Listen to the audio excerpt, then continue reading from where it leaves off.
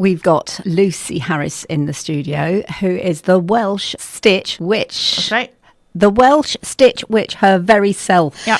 Well, of course, you've been a guest on a podcast at Newport City Radio before. Kenzie and Izzy were in the studio with you. Yes, that's right. And so let's just recap, because for anybody who doesn't know who you are, as your title explains, really, I guess, you're the Stitch Witch. Yeah, I do a lot of fibre arts. For my own business, I create crocheted items. I particularly like doing the micro crochet, which uses a 1mm hook. An embroidery thread, because I clearly hate myself. And I make lots of earrings and accessories. I also really love sewing. I'm really passionate about sewing. And I volunteer at Remake, which is the repair cafe on Skinner Street. And because you, at Remake, you teach people how to do simple... Yeah.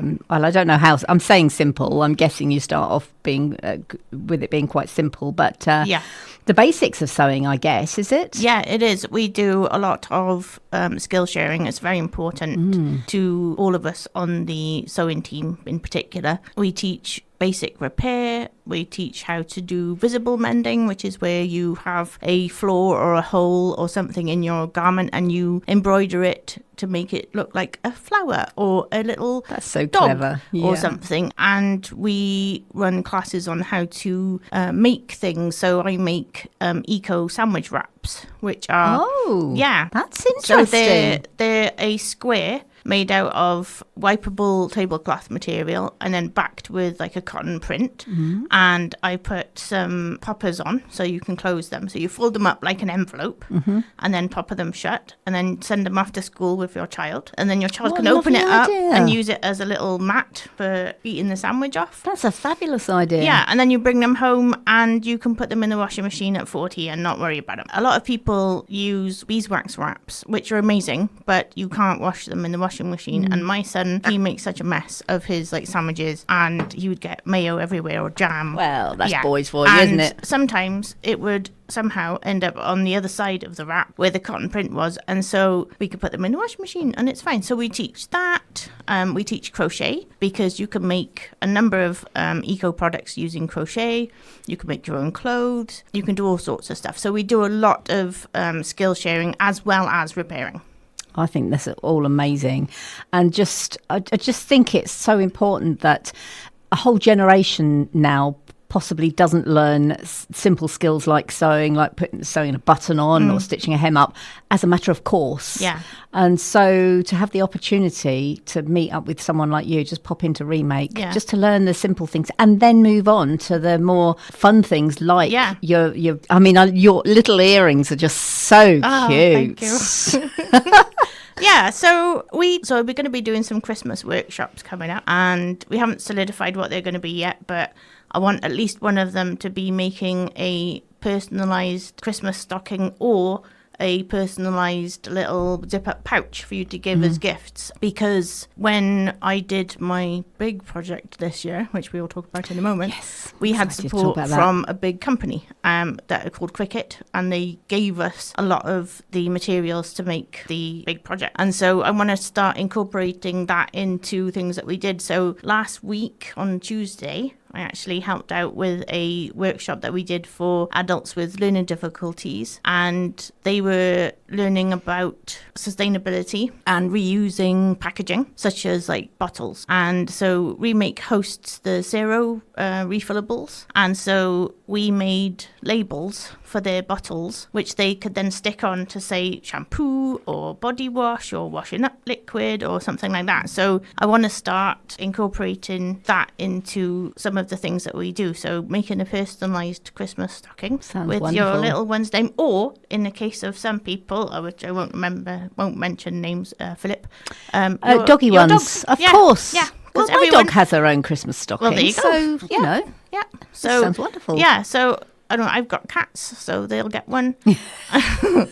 And my children already have their ones because I made them when they were babies. Yeah. And so we want to start doing some Christmas workshops. So if anyone's got any ideas of things they want to learn or something they want to make, let us know, because we're always up for new things. Right. So before we move on to the next segment, let's just, if people are interested in this and want to find out more about it, and when you do these workshops, how are they going to get in touch with you? So they can see us on Instagram. Remix on Instagram, it's on Facebook, but a lot of our workshops come up on Eventbrite. So keep an eye on Eventbrite. Okay. And what would people search for then? Would that be under the name of Remake or your name? Search for Remake. Okay. And search for workshop, and then it'll be me or it'll be one of the other volunteers. It's mostly me. I'm the one that likes to share skills most. Well, you're so good at it. Well, I like teaching. I did a course this year on becoming a teacher for adult learners, and so I really enjoy it. I really love teaching people things. I can tell you do. You've absolutely got a passion for it. Yeah, I do. I love it. I love it. I've spoken to you many times over the last couple of years, and the passion just oozes out of you. But it's important to say also that these workshops you're talking about Christmassy things now, but there are always some sort of workshops going. So, if you don't make it onto one of these Christmas workshops, that doesn't mean to say you've got to wait until next Christmas, because there'll be something else coming up, won't there? Yeah, so we do them all year, and sometimes they're seasonal themed, but a lot of the time they're just what we feel like doing. So I'm hoping to get a couple with my daughter, who's an art student, and she's interested in fashion, and we're hoping to do some where she shows people how to create patches or make little fabric keychains or do embroidery on their clothes. So we're hoping to do a couple of those. Yeah. Then there's the ecological ones where we show people how to make. We've had one where we've showed people how to make like a cleaning powder out of like bicarb and other things. That's something that I do. Yeah, but there's like lots of things coming up. People keep begging me to do a basic crochet workshop. You need more. You need more hours in the day, don't you? And days in the week. Yeah, I need multiple arms. Yes. But that's what you get for being so good at something.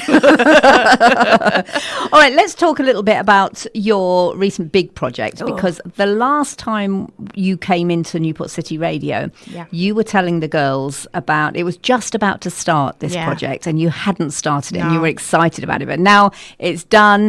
It's finished. You had your big day out, which looked amazing. So start at the beginning then and tell us about this big project. Okay, so recap from last time. I was contacted by Professor Helen Pankhurst, who is the great-granddaughter of Emmeline Pankhurst, the suffragette. And she contacted me back in 2018 when it was the 100th anniversary of suffrage, and said, would you like to make 100 suffragette sashes for people to wear on the March for Women? And I said yes.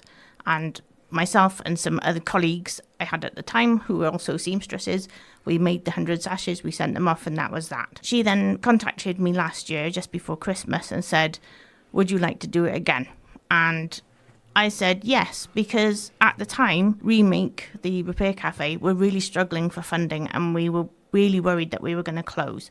And I'm not a millionaire, and I'm not a counsellor, and so I thought, what can I do? And I thought, let's do this. And I said to Helen, I'll do it, but I want to make Remake the centre of it. I want to be able to promote Remake and let people know what we do. And she said, okay, that's fine. So in March, on International Women's Day, we held an event in Remake just after the one in the riverfront had finished. And we got loads of women to come over. And I explained what we were going to do, which was to make a suffragette sash for every female MP with their number on. So the 105th female MP, which I believe was actually Diane Abbott. So I said, well, this is what we want to do.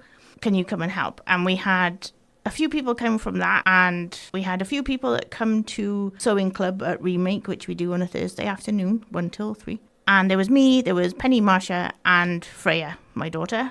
And we jumped into making the sashes. We managed to get the fabric on a really good deal from J&B over in Spitty, who were really kind and helped us. And we started making up the mock-up, sent it to Helen. She said she liked it.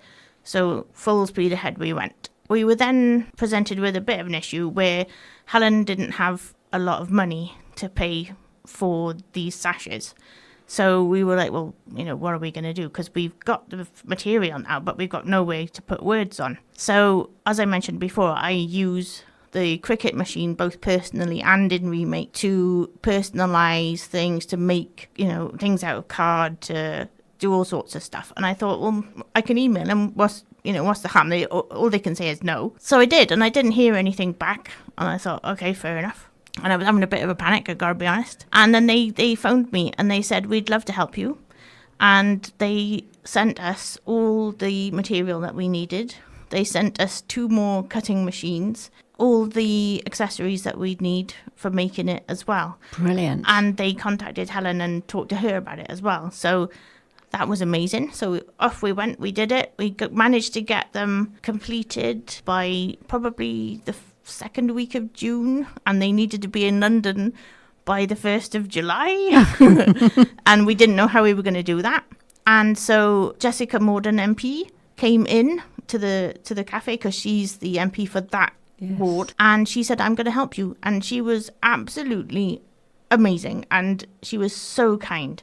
And she said, look, I want to take some of the stress off you, let me help. And she did. And so once we'd packed up all the sashes in their envelopes with the number on, ready to go, she took them off in her car and took them down to Westminster. Brilliant. And she also said, when you come down, she said, I will take you on a tour and we'll look after you and it'll be amazing. And so that's what we did. So on the 2nd, I think it was the 2nd of July, we got up at like 4 a.m. and caught the 5 o'clock train to London with everybody on board. And so how many of you went? So there was about 10 of us. Oh, good. Yeah. So yeah, there was 10 of us. My husband and my son came, and Penny's husband came, because they had also really helped with delivering things, picking things up, that's it. that kind of stuff. Yeah, there's more to it than just stitching, isn't there? Yeah, and I wanted it to be, although it's a woman's cause, I feel like we can't ignore the other people, like men who help. Because, not all men want to see us fail.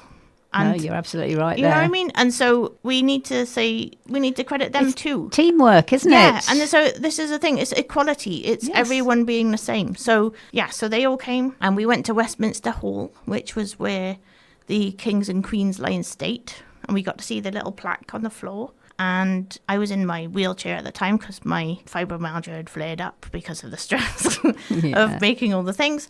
And Westminster is not accessible at all. Really? Yeah, You'd think they would have really made it bad. so, wouldn't you? Yeah, it's really bad. Oh, wow. Yeah, but we actually met an MP in the lift, and he said they're actually looking to maybe sort that out. So we had a tour of Westminster. We went into the House of Commons. We went into the House of Lords, and it was brilliant. We met loads of MPs.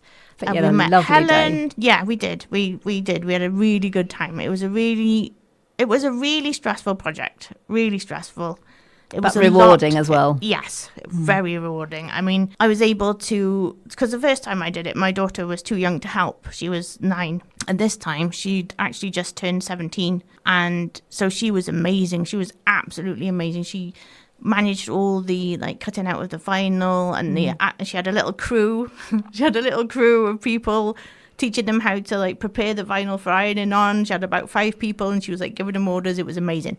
It was really good for her to be able to see that she could achieve difficult things. Yeah. You get presented with difficult things in life, and you don't give up. You just keep going, and you rely on help from people, because people will help, and you get it done. People love to help if you give them the chance. They absolutely do. And the volunteers, they did so much. The people that came to help, they did so much work for nothing. I walked into Remake one day, I can't remember what for, but probably just to meet up with Philip with a message or something. Yeah. And one of your ladies, and I forget her name, she was working on the Sashes then. Yeah. And I stood and watched her for a little while, and I thought, this is so exciting to be working on something like this. Yeah. Brilliant. And I saw the photos of you at Westminster. I know. It looked like you had a great time. We did. Everyone was really lovely. All the MPs were really...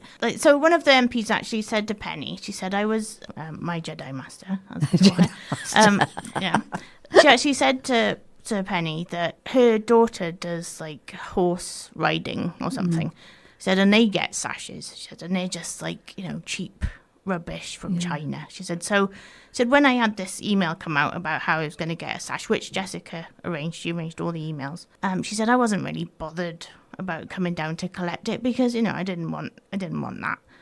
And she said, and then my colleague had gone down and she came into the office with hers on. She said, I saw it. She said, and I thought it was absolutely amazing. And she ran down to Westminster Hall to collect her own sash. Yeah, well, they were beautiful. They were. I mean, I only saw one in the making. Yeah. But, it was clearly not something that was just cut up and stitched, like held together with a pin or something. It was properly done and it did look beautiful. Yeah. We wanted them to be something that the female MPs could keep. Yes. And that's what a lot of them said that they were going to do. One of them said it was going to go up on her parents' fireplace. Well, that was a big thing, isn't it? Really, because the whole suffragette movement was just such a big deal, wasn't it? Yeah, definitely. And it wasn't something that we remember. And so it wasn't just women that needed the vote; it was working class men as well. Course. So as well as winning the vote for ourselves, we won the vote for everyone. I mean, we had to wait a little while till all women could vote because it was only landed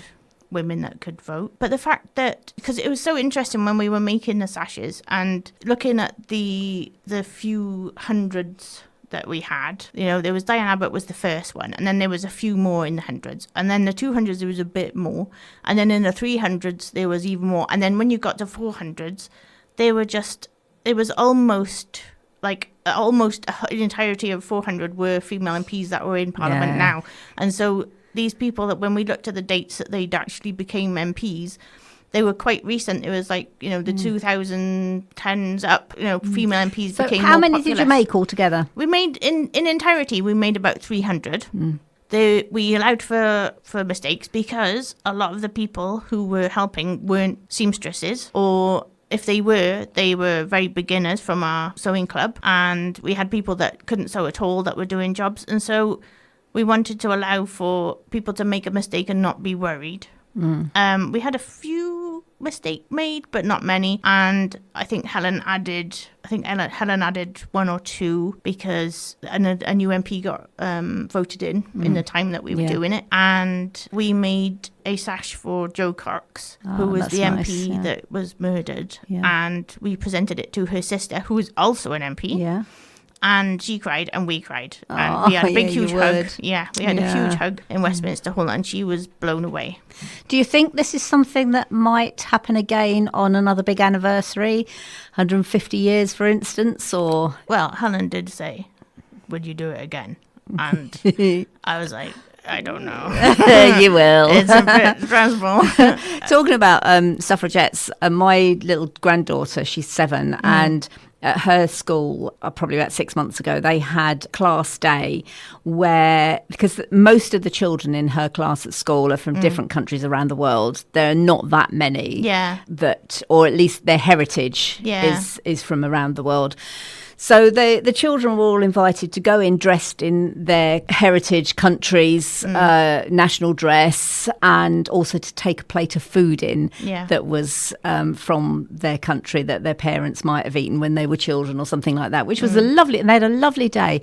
And my little granddaughter went as a suffragette. Oh, that's so cool. So it would, and her mum said, I could have dressed her as Ginger Spice in a Union Jack dress or something like that. She said, but no, she said she's going to be a suffragette. And she looked so cute. It was brilliant. But massive movement, and great that it's kept alive. I don't think we have to be smug about it, but it is something that's worth remembering. I don't know why. Do you think, this is going off the track a little bit, but I don't know if you've even thought about this, but do you think that women would have got the vote as early as they did if it hadn't been for the First World War and there being so few men left? Because, I know it would have come, but would it have come later if it hadn't been for the war, I wonder? Because I do think that sped it up, don't you? Yeah, I do. And World War II as well, where women had to do dangerous jobs because there were no men. So my grandmother, actually, she was born in 1910. And so she would have been alive in World War I and II. Yeah. And in World War II, she was an air raid warden. Yeah. And so, she wouldn't have had that kind of... I think also, after World War II, it became more in style to be hyper-feminine because the men were like, ooh, hang on. Yeah, but also, hang on, they can do things. But also, women probably felt like being women again, because having had to be a man and a woman and do a traditional woman's job and also a traditional man's job, and wearing, and there wasn't much like pretty clothes about during the war. Make do and mend, make wasn't do it? and mend, which we really loved. So I guess it was probably quite nice to go back to being frilly and waited on, and men holding the door open. I would have enjoyed all that again. I don't know. I think once, if I'd had a taste of freedom, I don't think I would have wanted to go back to that. I don't know. No. It's interesting debate for another day, isn't it? Yeah, who knows? So what sort of things have you got on the horizon? You've got your workshops for Christmas coming up. Any other ideas that you'd like to get off the ground? Because actually you're going to be coming along to something that I am organising at the end of November, on the 29th of November. Yeah, I'm really looking forward to that. So I'm hoping that you're going to bring some of your beautiful things along to definitely show people. That's going to be good. So that's at the Queen's Hotel on the 29th of November. But apart from that, have you got any ideas, anything that you'd think, I'd like to get on that off the ground, but I don't really know how I'm going to make it happen? So like I said earlier, I did a course this year for adult learner, so I can become a teacher for adult learning. I need to do the second part, so I'm hoping to save up some money for that this year by doing lots of craft fairs. So I'll be doing a craft fair in the market, Magic in the Market, on the 23rd of November. And I've been doing some work for the Roots group, which is a group that's for young Muslim girls. And I've been teaching them sewing skills, which they've absolutely loved. So I'll be doing some more of those coming up to Christmas and into January. But other than that, I think next year I want to take things a bit more easy, because I've been so busy this year. It was I promise you won't, because you're just not that kind of person. Yeah, no, it's true. It's true. I say to people, the idea is good, but I say to my husband, I'm not going to do anything now for the rest of November. And then I go, actually, I'm doing this. And then I've also agreed to do this thing as well. But yeah, so we just want to remake. We want to promote reusing, repairing, skill sharing. So we're going to be doing more workshops with that. But yeah, and at the moment, I don't know, but I'm excited to find out what I'm going to do. Well, there'll always be something for you, because you're that kind of person. You're always going to find something to keep you busy. Yeah. And I think it's great what you're doing. And I think I just wish more and more people, I wish more young people, I wish it was part of the curriculum at school. These simple things, the cooking, the sewing, nothing, you haven't got to be extravagant with it. No. Just the basics. You just need to be able to feed yourself, grow some vegetables, don't you? Yeah. Cook them, and stitch a button on and mend something or... Yeah. Well, a lot of the schools in Newport have asked for us to come and do little workshops for them. We just did the Eco Grand Council, which was in Drumfrost School, where 35 schools across Newport sent their ambassadors, and they did food. Chartwells did like a healthy food cooking workshop with them. We did upcycling old school uniform into cushions and bags. And then there was another one with some kind of Lego thing, I think. So we did that, and when they were asked what was their favourite bit, they said the sewing, because of course they did. That's you. That's me. They love you. They do. And my crazy dungarees that I wear all the time. So we're hopefully going to be doing some more of that with schools. Yeah. And that's great, isn't it? But wouldn't it be good if they weren't special workshops, but this was part of normal school life, that every week, every child... You didn't have to import somebody into the school like yourself to do a special workshop. It's just part of what people learn. Yeah. Some schools do. So they do DT, which is it DT? Is that design and technology? Yes, but they do different skills. They have like 6 weeks blocks of things, and one of the 6 weeks blocks is textiles. And then another 6 weeks is cooking, which isn't really... It's not enough, though, It's not enough, no. When I was in high school, or comp, as we called it, I did sewing and I did cookery, and then when you got to year 4 in my in my terms, but I think it's year 9 or 10. No, year 10. I'm lost with all it's the year years 10. now. Yeah. You then went into your options, so then you didn't do them if you didn't choose them. But yeah, I think they need to, because they love it. When you do a sewing workshop with children, they absolutely love it. We did one at a school up near the Civic Centre, which I can't remember the name of, and we did a clothes upcycling one, and I took my daughter Freya with me to help out because we had a classroom full of 9 and 10-year-olds, and they had an absolute blast. Our team had a jumper and a skirt, and once they found out Freya could draw, they made her make a cow. She made a cow. She made a UFO and stars and a moon, and their concept was putting this cow being abducted by an alien on this dress, and then they modelled it as well, and everyone loved it. Yeah. So when you give children the chance to do these things, they love doing it. Because there's a sense of satisfaction at having completed and made something yourself. It gives you such a good feeling, doesn't it? And a lot of children don't learn or find it difficult to learn just sitting and remembering things. I think when you teach something like sewing or cooking, there's maths in there, there's science in there. You're learning you're learning things without realising you're actually learning. Yeah, and I think for some children that need to be doing things, these would be much more beneficial lessons. It's like apprenticeships, which were always a thing that you could do when I was growing up. You could, if you weren't somebody that liked learning, you didn't go to university, you did an apprenticeship. Yeah, hands-on practical. Yeah. So that's how you learn. Well, listen, we're running out of time because I know you've got to shoot off. Thank you so much for coming in and talking to me again. You're welcome. I loved it. I love talking to you. I could talk to you for hours and hours and hours, and we will catch up again soon. So. Definitely, yeah. And best of luck, Lucy. Thank you. Try and have a little rest. Yeah. But I know you won't. No, I won't. No. Cheers, Lucy. Thanks.